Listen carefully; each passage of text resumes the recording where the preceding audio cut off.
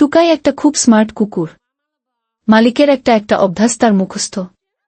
সকালে কখন ঘুম থেকে উঠবে, কখন মোবাইল নিয়ে বিছানায় বসে স্ক্রোল করবে, কখন টুথব্রাশ, সব জানে টুকাই। কিন্তু একদিন সকালেই টুকাই বুঝল, আজ কিছু একটা গড়বড়।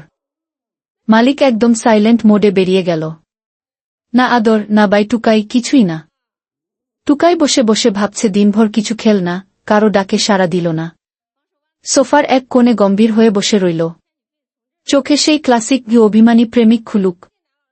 বিকেলে মালিক ফিরতেই টুকাই মুখ ফিরিয়ে নিল। মালিক আদর করতে গেল।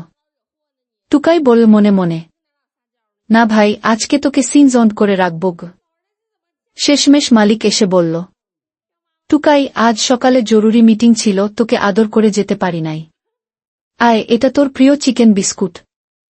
টুকাই চুপ করেছিল একটু। তারপর ধীরে ধীরে এসে মালিকের পায়ের কাছে বসে পড়ল। মুখে অল্প একটু হাসি, চোখে একটু দুষ্টামি।